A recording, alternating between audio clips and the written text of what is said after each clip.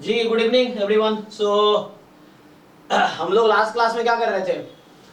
तो हम लोग लास्ट क्लास में किए थे क्लास 12th का जो एनसीईआरटी का चैप्टर 5 है, कॉन्टिन्यूटी एंड डिफरेंशियबिलिटी, है ना। सो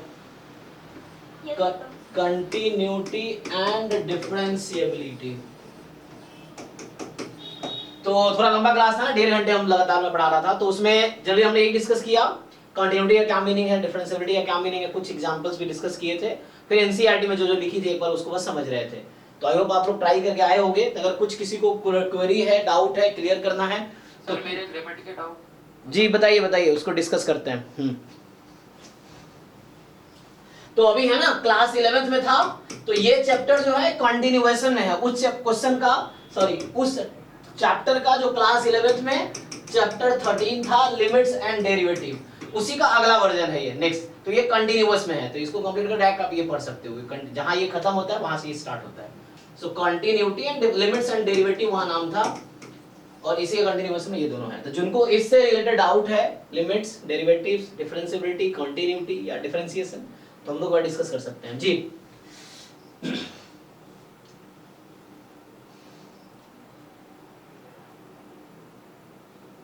क्या डाउट है बताइए।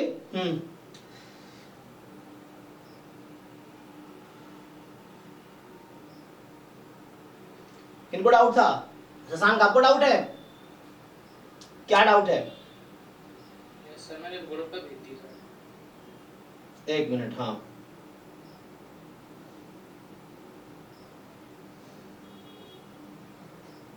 चलो, तो चलिए ट्राई करते हैं। तो ये 4 क्वेश्चन आए हैं डिफरेंट लोगों के, बाकी लोगों के डाउट हम लोग ट्राई करते हैं ना। देखिए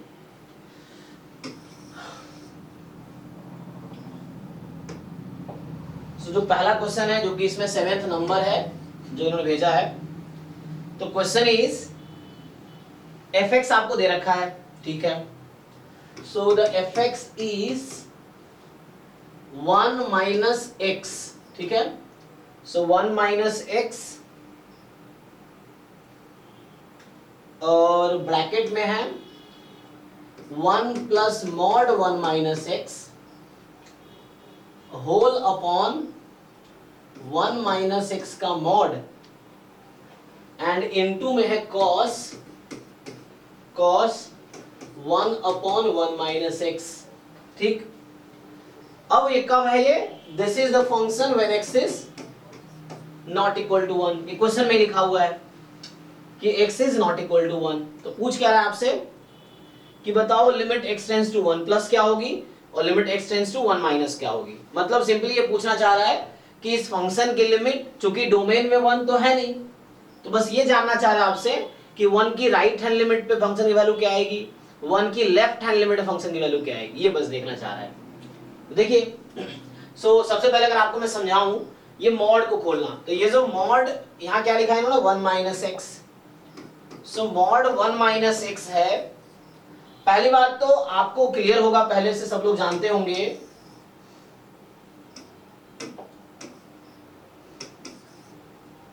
मॉड एक्स और मॉड माइनस मॉड एक्स, इन दोनों में क्या रिलेशन है?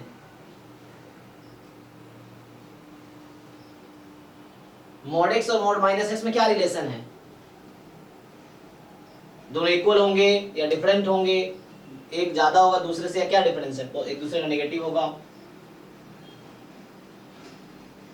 क्या लगा बताइए? ऊपर वाले के बाद तो दोनों इक्वल ही होंगे।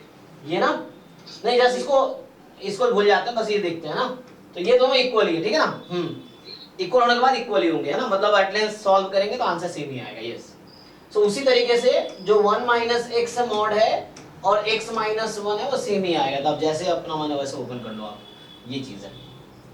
तो मेन पर्पस ये है कि इसको ओपन करते हैं, तो ओपन करके क्या आएगा।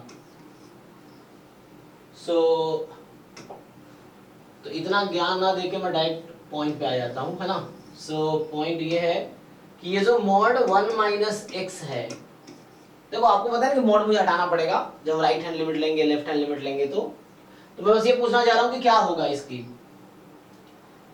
ये 1 माइनस एक्स के इक्वल कब होगी और माइनस ऑफ 1 माइनस एक्स के इक्वल कब होगी? सर जब x ग्रेटर देन 0 होगा तब 1 - x हो जाएगा। x greater than sir x greater than 1 x की वैल्यू लेस देन 1 होगी तो सर वो लेस देन 1 नेगेटिव रहेगा सर। जैसे x को 1 से छोटी लेते हैं तो ये पॉजिटिव रहेगी तो 1 माइनस x ही आ जाएगा। अगर x की ग्रेटर रहेगी तो नेगेटिव हो जाएगा। हाँ ठीक है ना, तो ऐसा इक्वलिटी कहीं भी लगा सकते हो आप, यहाँ है यहाँ, ये समझना आपको। तो इसको ठीक से लिखोगे ना, इसको अगर तुम ओपन करो, बस यही तो यहाँ जब हुआ था, इतना ही तो है कॉन्सेप्ट इसमें कि 1 माइनस एक्स अगर x less than equal to 1 है, x माइनस 1 अगर x मोर देन 1 है, यही तो बनेगा। इसको माइनस से मल्टीप्लाई कर दिया तो ये जो क्वांटिटी है इसके इक्वल, मतलब सिंपल आंसर पॉजिटिव होना चाहिए। जैसे जब x 1 से कम है तो 1 माइनस एक्स पॉजिटिव होगी तो आंसर 1 माइनस एक्स आएगा। जब x मोर देन 1 है तो x माइनस 1 पॉजिटिव होगी तो आंसर x माइनस 1 आएगा। मॉड के बाहर जब नंबर निकलते जो आउटपुट निकलता है वो पॉजिटिव रहता है, ये ध्यान रखना है। तो यहाँ जब माइनस लगाते हैं, क्यों लगाते हैं? क्योंकि ये नेगेटिव नंबर है और एक और माइनस लगा दिया तो माइनस माइनस प्लस हो गया, इसलिए माइनस लगाते हैं। ठीक है, चलिए हम आते हैं काम की चीज पे। तो हमें क्या करना है, सिंपली इसका left hand limit right hand limit निकालने हैं। बताओ भाई, चलो स्टार्ट करते हैं left hand limit and right hand limit. So limit x tends to 1 minus, ठीक है, so limit x tends to 1 minus 1 minus x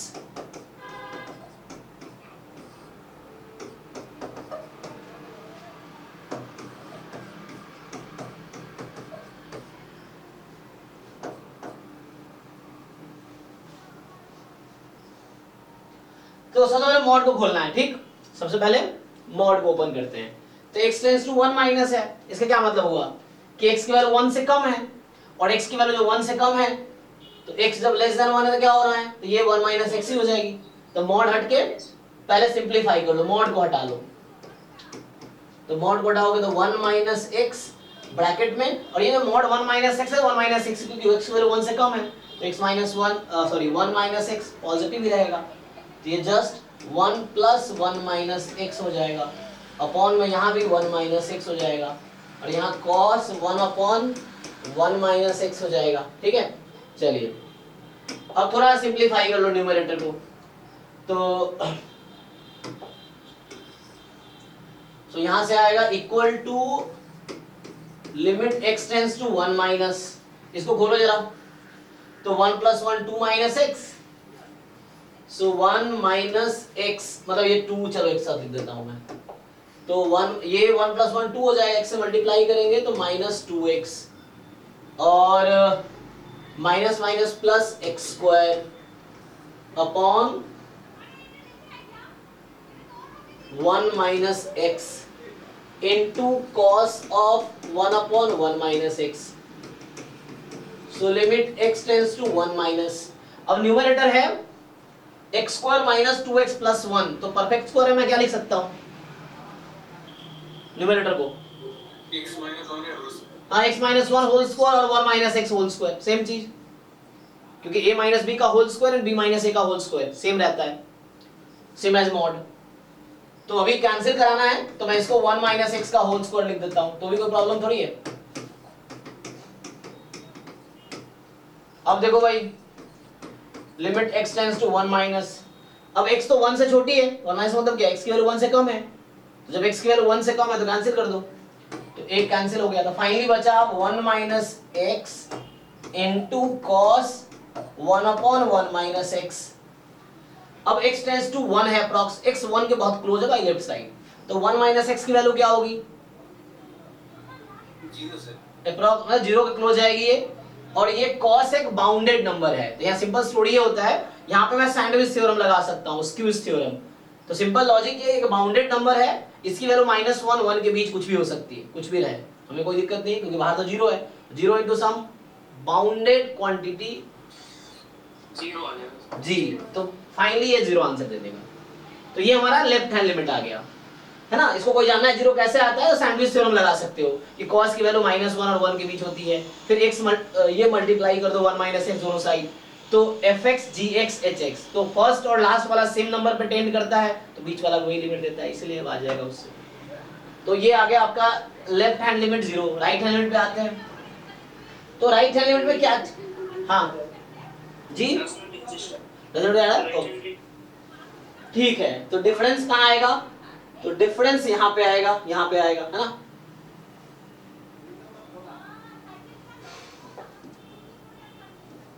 चलो भाई राइट हैंड लिमिट यहां सॉल्व करता हूं। So limit x tends to 1 plus, अब यही quantity लिखनी है मुझे 1 प्लस करके, तो खोल के लिखता हूं उसको, देखो 1 माइनस एक्स, अब ब्रैकेट में है 1 प्लस, अब ये 1 माइनस एक्स है और x की वैल्यू 1 से ज्यादा है, तो x की वैल्यू तो 1 से ज्यादा है तो 1 माइनस एक्स नेगेटिव हो जाएगा, तो मॉड के बाहर आएगा तो क्या बन के आएगा पॉजिटिव जी, तो ये x माइनस 1 बन के बाहर आएगा क्योंकि x 1 से ज्यादा है। तो मॉड ऑफ, यहां से देख लो, जब x 1 से ज्यादा है तो वैल्यू x माइनस 1 हो जाएगी मॉड 1 माइनस x की, और अपॉन में आपके पास x माइनस 1 हो जाएगी, इनटू में यहाँ है cos 1 अपॉन 1 माइनस x, रहने दो। अब यहाँ से क्या हो गया, माइनस 1 प्लस 1 कैंसिल, तो limit x tends to 1 plus, बचा क्या 1 माइनस एक्स जी 1 माइनस एक्स स्क्वायर, और यहाँ x माइनस 1 है cos 1 अपॉन 1 माइनस एक्स। अब यहाँ पे A square minus B square जी, तो यहाँ आप लगा देंगे a square minus B square, तो 1 प्लस एक्स 1 माइनस एक्स, है ना। तो कितना बचेगा, माइनस ऑफ x प्लस 1 या 1 प्लस एक्स, बात वही है क्योंकि यहाँ 1 माइनस एक्स या x माइनस 1 कैंसिल करेगा, माइनस 1 एक बचेगा, यहाँ सब माइनस निकाल सकते हैं, ये बन जाएगा इनटू में cos 1 अपॉन 1 माइनस एक्स। अब x की वैल्यू 1 से ज्यादा है, मतलब 1 पॉइंट समथिंग होगा, 1 के बहुत क्लोज है बाय राइट साइड, तो अप्रॉक्स 1 है, x is x approaching to 1 by right side, तो ये 1 प्लस 1 2 हो जाएगी, माइनस 2 cos 1 अपॉन 1 है ना, x की वैल्यू 1 से ज्यादा है तो अप्रॉक्स 0 आएगी ये, सो 1 अपॉन 0, ये वैल्यू 1 से ज्यादा है तो नेगेटिव आएगी, तो ये minus infinity cos minus infinity बनेगी, और यहाँ तो पॉजिटिव नंबर है तो ये तो 2 है इनटू cos माइनस इनफिनिटी। अब चूंकि cos बाउंडेड तो है लेकिन हमें ये नहीं पता cos माइनस इनफिनिटी पे क्या आंसर देगी, तो कोई जब लिमिट एग्जिस्ट करती है तो कोई फाइनाइट नंबर आंसर आना चाहिए, तो यहाँ कोई फाइनाइट नंबर आएगा नहीं, that's why this limit will not exist, so this limit does not exist. क्यों ऐसा होगा, क्योंकि सिंपल है, 1 प्लस 1 2 हो गया और यहाँ 1 माइनस 1 0, तो 1 अपॉन 0 नॉट डिफाइंड, इस तरह से आंसर आ जाएगा। ऐसा कोई वैल्यू तो देगा ना सर cos माइनस नहीं, cos माइनस इनफिनिटी कोई वैल्यू नहीं देगा, क्यों नहीं देगा, क्योंकि ये जो प्लस या माइनस इनफिनिटी है इज नॉट अ नंबर, ये नंबर नहीं है, जस्ट एक नोटेशन है, जैसे सेट ऑफ रियल नंबर आप जानते हैं, तो माइनस इनफिनिटी प्लस इनफिनिटी, तो वहां ऊपर इंटरवल क्यों लगाते हैं, क्योंकि प्लस और minus infinity is not number, it's just a notation to express की is a too large number, और उसे कोई लिमिट भी नहीं है, सो इसीलिए ये कोई एग्जैक्ट एंगल नहीं है, इसीलिए cos की एग्जैक्ट कोई वैल्यू नहीं आएगी, ये मतलब है। Okay sir. सर जी सर मतलब सारे ट्रिग्नोमेट्रिक फंक्शंस में इंफिनिटी की वैल्यू हमें नहीं पता होगी। यस, इनफिनिटी या माइनस इनफिनिटी पता नहीं होगी मुझे वैल्यू। Okay sir. तो ये पहला क्वेश्चन था, दूसरे क्वेश्चन पे आते हैं। तो सेकेंड क्वेश्चन हमने भेजे हैं कि फंक्शन आपको दे रखा है, एक है ग्रेटेस्ट इंटीजर फंक्शन उसका स्क्वायर, और एक है एक्स स्क्वायर का ग्रेटेस्ट फंक्शन, दोनों अलग अलग चीज है, ठीक है। तो पूछ रहा है कि is discontinuous at what point, 0 1 पे चेक कर लो, ऑप्शन दे रखा है। तो अगर x बराबर 0 पे मैं सबसे पहले आपसे पूछूं what is the value of f0, क्या आएगी, जीरो तो सिंपल है, 0 के इंटीजर वैल्यू 0 होती है और स्क्वायर करेंगे 0, 0 स्क्वायर 0, 0 का इंटीजर 0, तो फाइनली 0 आनी है। अब मुझे चेक करना है limit x tends to 0 plus, right hand limit check कर लेते हैं। तो जब 0 प्लस करोगे, ठीक, तो तुम्हारी वैल्यू 0 के थोड़े राइट में है, यहाँ पे x की वैल्यू, तो ये फंक्शन क्या आंसर देगा, 0 ही आएगा, 0 स्क्वायर, 0 प्लस का स्क्वायर, तो 0 में कोई क्लोज नंबर स्क्वायर करेंगे पॉजिटिव रहेगी, तभी 0 माइनस 0 0 हो जाएगा, ठीक है ना। तो ये हुआ था 0 माइनस 0 0, 0 माइनस 0 0। अब ध्यान से देखो, limit x tends to 0 minus greatest integer function square minus x square का ग्रेटेस्ट इंटीजर फंक्शन। अब समझो x की वैल्यू यहाँ पे है, तो x जब यहाँ पे 0 के लेफ्ट साइड में है, तो इसकी ग्रेटेस्ट इंटीजर वैल्यू यहाँ पे जो आएगी -1 और फिर स्क्वायर हो जाएगा। अब आगे x यहाँ 0 के लेफ्ट हैंड साइड में है, इसका मतलब है कि x की वैल्यू नेगेटिव है, बट x स्क्वायर क्या हो जाएगी, x स्क्वायर पॉजिटिव हो जाएगी, ठीक है ना। यहाँ x नेगेटिव है, बट यहाँ x स्क्वायर पहले करना है, बाद में ग्रेटेस्ट इंटीजर फंक्शन लगाने हैं, पहले स्क्वायर करने हैं। यहाँ पहले इंटीजर वैल्यू लेना था, फिर स्क्वायर करना था, यहाँ पहले स्क्वायर करने हैं, तो पॉजिटिव हो जाएगा, 0 के राइट साइड में आ जाएगी यस, तो x स्क्वायर कहीं ना कहीं इधर आ जाएगी राइट साइड में, तो वैल्यू आ जाएगी 0, तो इसकी आ जाएगी 0, तो -1 को तो 1 आ गई। अब ये राइट हैंड लिमिट तो आ गई 0 और लेफ्ट हैंड लिमिट आ गई 1, ये लिमिट एग्जिस्ट ही नहीं कर रहा, तो कंटीन्यूअस हो ही नहीं सकता। कंटीन्यूअस कब होता, जब ये तीनों इक्वल आते, function value, left hand limit, right hand limit, अगर तीनों इक्वल आता तब बोलते हैं फंक्शन कंटीन्यूअस है। So this function is not continuous at 0। अब चलिए 1 पे चेक करते हैं, तो सेम प्रोसेस आप 1 पे लगाइए।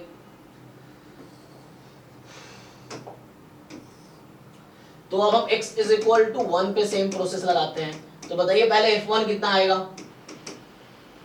0 तो 1 की इंटीजर वैल्यू 1 स्क्वायर, और 1 स्क्वायर 1 ही होती है, तो 1 की 1 ही आ जाएगी, तो फाइन 0 आ जाएगी। अब फिर से मैं x tends to 1 plus fx, तो इसकी वैल्यू, तो x की वैल्यू 1 से ज्यादा है थोड़ा सा, 1.01 मान लो, तो 1 की वैल्यू 1 स्क्वायर, तो ये तो 1 स्क्वायर रहेगी। अब ये x स्क्वायर पहले करना है, तो 1 पॉइंट समथिंग है, स्क्वायर करेंगे तो 1 पॉइंट समथिंग ही रहेगी, है ना, तो चेंज आना ही है। हाँ, तो 1 पॉइंट समथिंग रहेगी, इसका वैल्यू 1 ही आ जाएगी, तो ये भी 0 आ गई। Limit x tends to 0 sorry 1 minus, मैं 1 पे चेक कर रहा हूँ, तो 1 माइनस, अब 1 की लेफ्ट हैंड लिमिट निकाल रहा हूँ मैं, तो this is a part of our syllabus, ये सब हमारे पार्ट में है ना। तो अब इसमें पुट करना है, बताइए जी, तो x 1 से छोटी है, x जो 1 से थोड़ी छोटी है, तो ग्रेटेस्ट इंटीजर फंक्शन आएगी 1 से छोटी है, तो 0 आ जाएगी एक, तो पहला टर्म आ जाएगा 0 स्क्वायर माइनस, अब यहाँ x स्क्वायर करना है, तो जो x स्क्वायर है, x तो 1 से छोटी है, हाँ बताइए, तो x स्क्वायर कितना होगा, अगर 0 से छोटी कोई नंबर है, फॉर एग्जांपल 1 बाई समथिंग है ना, ऐसा मान लो 9/10 है, सॉरी 1 से छोटी है, तो और है ना, स्क्वायर करने पे वो और कम हो जाएगा, वो जैसे 1/2 है, तो स्क्वायर करेंगे तो 1/4 हो जाएगी, क्योंकि 0 से 1 के बीच का नंबर का यही प्रॉब्लम है कि मतलब जितना स्क्वायर करोगे वैल्यू उतनी कम होती चली जाएगी। तो जैसे ये 1 x खुद 1 से छोटा है, तो x स्क्वायर भी 1 से छोटा ही होगा, है ना, तो x स्क्वायर 1 से छोटा होगा और वैल्यू उस पे आ जाएगी 1 से छोटा है, तो 0 आ जाएगी। सो ये 0 आ गई, चेक कर लो एक बार फिर से, तो 0 0 0 तीनों इक्वल आ गया, तो इसका मतलब जो f था is continuous at x is equal to 1 but not continuous at x is equal to 0, 0 पे नहीं है लेकिन 1 पे है। अब बाकी देखो ऑप्शंस क्या कह रहा है, ऑल इंटीजर एक्सेप्ट 1 d खत्म हो गया, ऑल इंटीजर एक्सेप्ट 0 और b खत्म हो गया, तो a b, all integers a खत्म हो गया, तो only c is the option, ठीक है, डिस्कार्ड कर दिया। तो ये 0 के अलावा हर पॉइंट पे कॉन्टिन्यूअस होगा, और ऐसा इसलिए हो रहा है क्योंकि 0 पे ना क्या प्रॉब्लम हो रहा है कि 0 का स्क्वायर हो गया ना, वो पॉजिटिव हो जा रहा है जब लेफ्ट हैंड लिमिट ले रहे हैं, तो इसीलिए वैसा है, ठीक है, दिस इज फाइन। नेक्स्ट जो आपका डाउट है,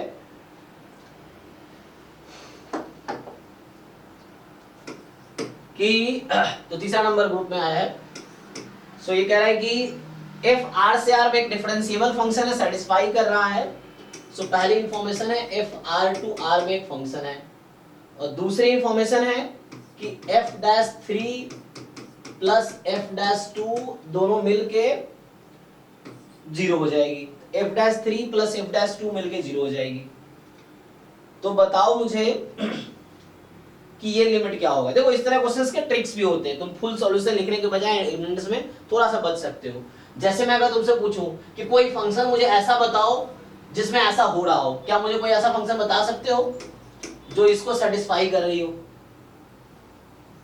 sir any type of constant function बताओ जैसे f(x) = 2 तो 2 सेटिस्फाई करेगा इसको। ओके ठीक है, तो तुमने fx बराबर 2 ले लिया या fx बराबर 1 ले लूं फॉर एग्जांपल, तो सेटिस्फाई कर रहा है ये।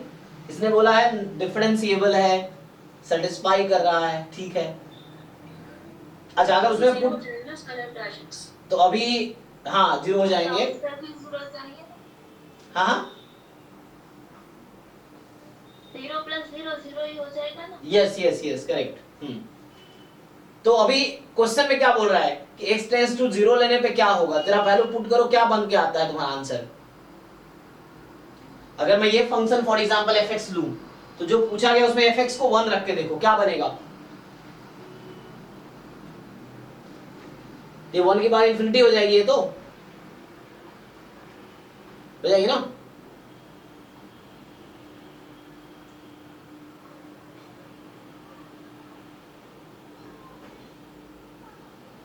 तो एक काम कर, दूसरा फंक्शन कोई सजेस्ट करो, कोई नॉन कांस्टेंट फंक्शन सजेस्ट करो, ऐसा कोई नॉन कांस्टेंट फंक्शन उसके अलावा।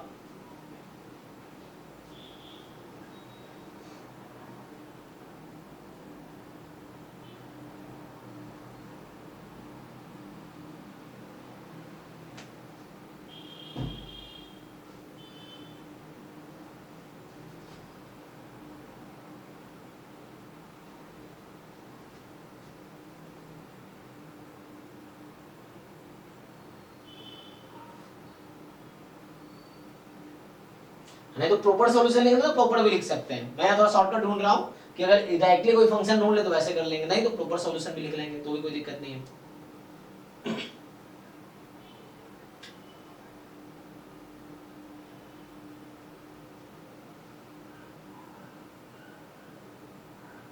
चलो प्रॉपर सॉल्यूशन लिख देता हूँ। देखो तो अगर ऐसे तुम नहीं करना चाहते, दूसरा तरीका है कि डिटेल सॉल्यूशन, वो भी आसान ही है।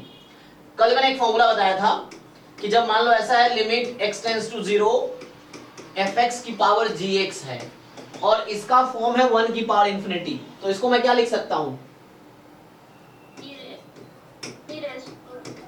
हाँ e raised to power T of x f of x minus 1.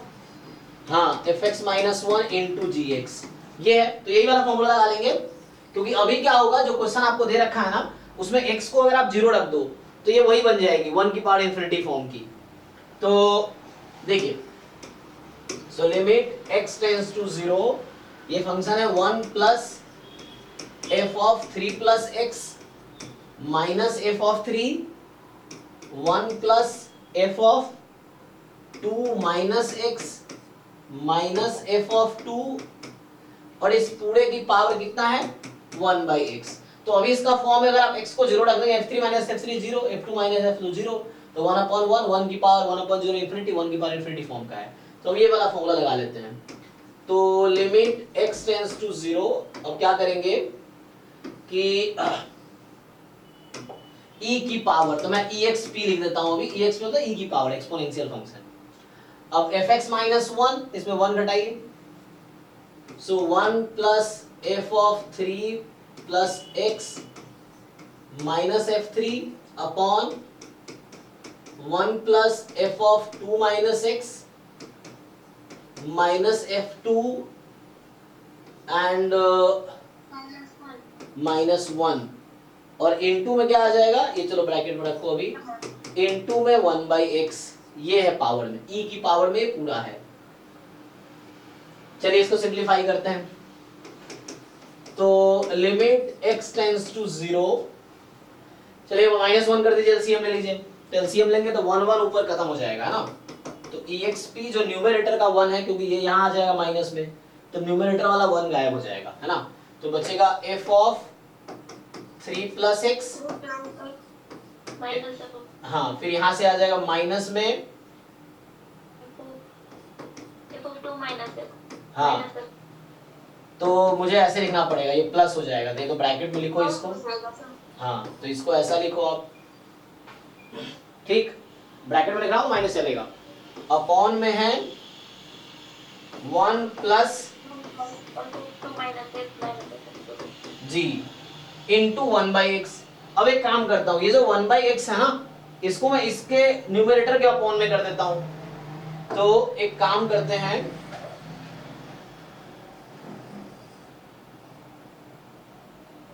ये जो 1/x है ना, अभी इसके अपॉन में रख देते हैं, इसके अपॉन में भी रख देते हैं, ठीक।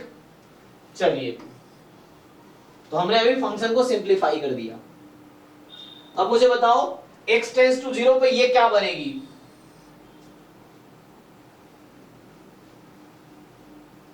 कल का फॉर्मूला याद है? f of 3 plus h minus f3 upon h, h tends to 0 क्या बनती है? सर एक प्लस 3 होगा सर। यस देखो ना, f डैश a का क्या डेफिनेशन था कल? f of x plus h minus fx upon h, h tends to 0 तो f डैश x था, तो ये f डैश 3 है।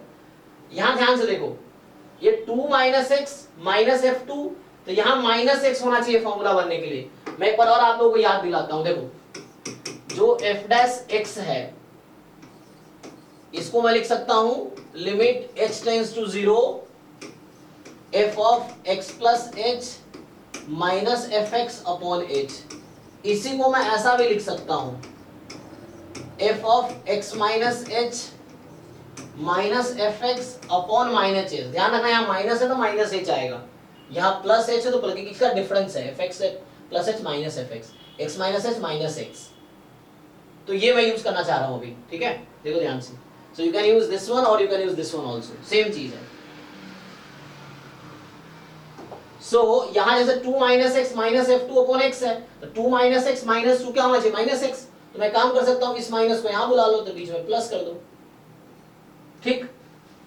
अब बताओ ठीक से क्या बनेगा अब ये? सो लिमिट हटा देता हूं तो लिमिट यूज कर लेते हैं डायरेक्टली। तो ये है exp मतलब e की पावर, इसको क्या लिखो? f डैश 3 प्लस इसको क्या लिखो? f डैश 2 अपॉन, अब यहां भी x को 0 रख दो, कितना बचेगा? x को 0 रखना था ना डायरेक्टली, यहां तो कोई फॉर्मूला नहीं लगेगा। हाँ yes, f2 minus f2 cut के 0 हो जाएगा, तो ये जस्ट बचेगा 1। तो फाइनली, और इसकी वैल्यू मुझे दे रखी है क्वेश्चन में ही, तो e की पावर 0 कितना होता है? 1। तो आगे अच्छा, शुरू में जो इसने सजेस्ट किया था फंक्शन, उसके हिसाब से देखते हैं देखो क्या होगा। तो लिमिट तो हम बाद में यूज करते हैं ना, जैसे इसने सजेस्ट किया था कि fx को 1 रख दिया जाए, 2 रख दिया जाए, मान लो मैं 1 रख देता हूं एग्जांपल के लिए, 2 रख दो, क्या फर्क पड़ता है, 2 रख दो। सो इसमें क्या होता, limit x tends to, limit मैं बाद में यूज करूंगा, तो होता 1 plus 2 minus 2, 1 plus 2 minus 2, तो फाइनली 1 की पावर 1/x। तो अगर fx एग्जैक्टली 2 है, मान लो एग्जैक्टली 2 ले लिया, तो ये तो इनसाइड फंक्शन एग्जैक्टली 1 हो गया। और 1 की पावर समथिंग क्या होता है, लिमिट बाद में यूज करूंगा, अभी लिमिट यूज नहीं कर रहा मैंने fx को सीधा 2 रख दिया, तो 1 की power some non zero number है ये अभी, तो ये जस्ट 1 ही आ जाएगा। लिमिट में बाद में यूज करूंगा, 1 की power something, limit x tends to 0, 1 की पावर समथिंग 1 हो जाएगा, तो आंसर 1 आ जाएगा, तो भी आ जाता है। यहाँ स्टोरी ये हो रहा है कि यहाँ पे एग्जैक्टली 1, हमने fx को जब एग्जैक्टली 2 ले लिया, तो दिस क्वांटिटी नॉट अप्रोचिंग 1 की पावर इंफिनिटी कब बनती है? ये जो मैं फॉर्मूला बताना चाह रहा हूं यहाँ पे, ये हम कब फॉर्मूला यूज करते हैं? जब ऐसा होता है कि ये जो है ना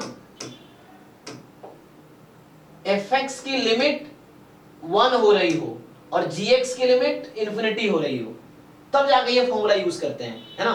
तो यहाँ पे क्या है कि जैसा आपने fx को अगर 2 रख दिया तो एग्जैक्टली 1 बन जाएगी। तो वैसे भी आंसर यही आ जाएगा, 1 ही आ जाएगा, उससे भी सोच सकते थे, ठीक है। अब अगला क्वेश्चन जो है, चलिए इनका है कि एफ पार्ट एक क्वेश्चन का है, limit X tends to pi by 2 cos x upon cube root of, तो क्यूब रूट का मतलब होता है पावर 1/3, क्यूब रूट है, सो 1 माइनस साइन x, इस पूरे का स्क्वायर, इस पूरे का क्यूब रूट है, क्यूब रूट का मतलब पावर 1/3, तो ये 2/3 हो जाएगा जी। So this is 2/3 now. आपके पास बहुत सारे ऑप्शंस हैं, सो यहाँ ट्रिग्नोमेट्री यूज कर लो आप, ठीक। सो अगर आप ट्रिग्नोमेट्री यूज करोगे तो मुझे बताओ,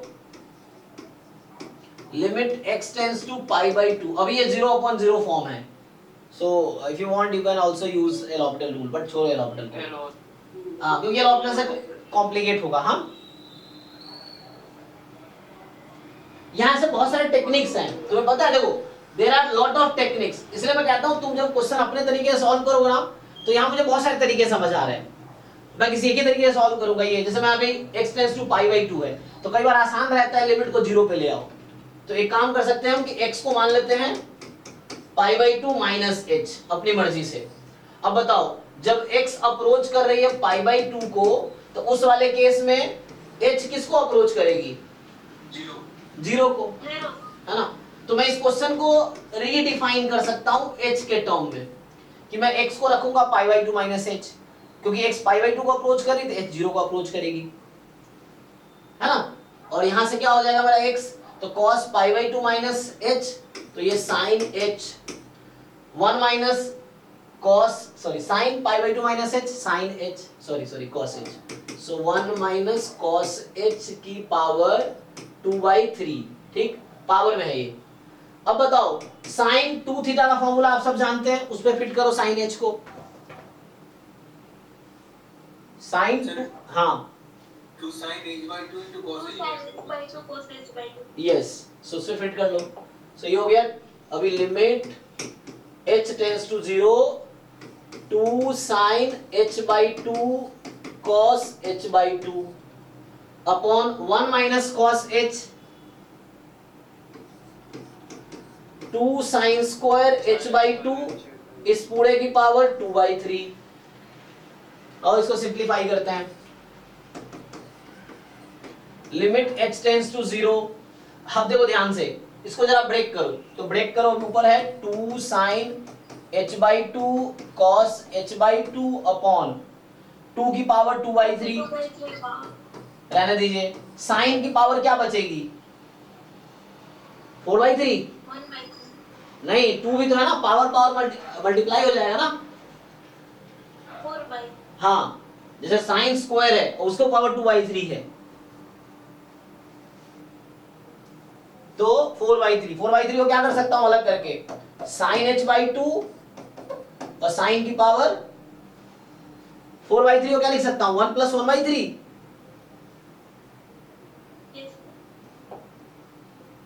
चेक कर लो भाई तुम लोग,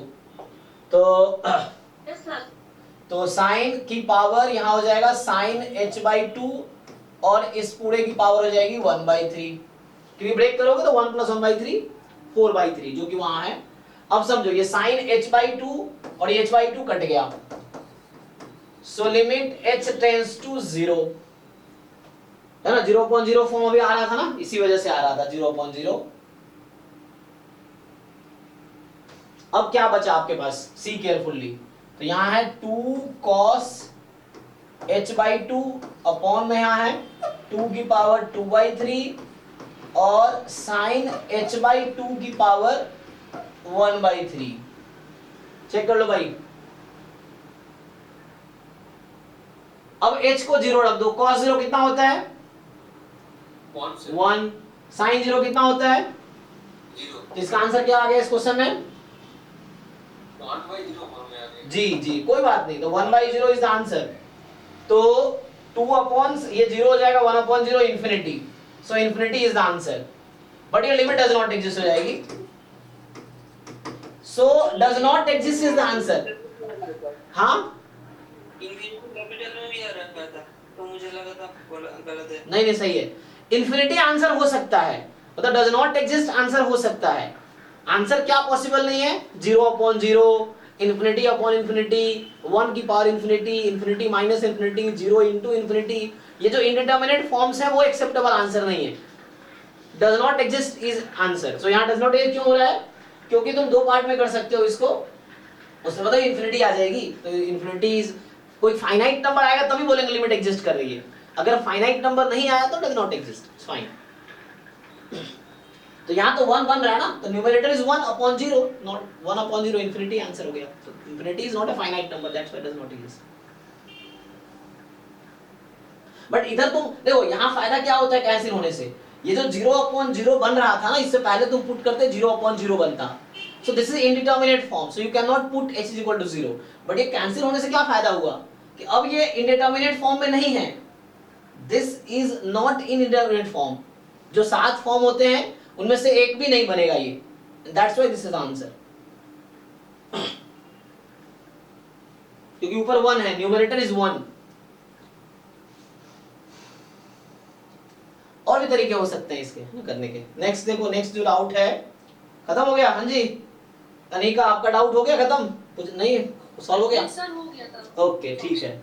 तो और किसी को कुछ डाउट है related to limit, continuity, differentiability? और नहीं तो हम लोग आगे मैं डिफरेंशिएशन आज डिस्कस करूंगा, ठीक है, जो कि आप ऑलरेडी जानते हो.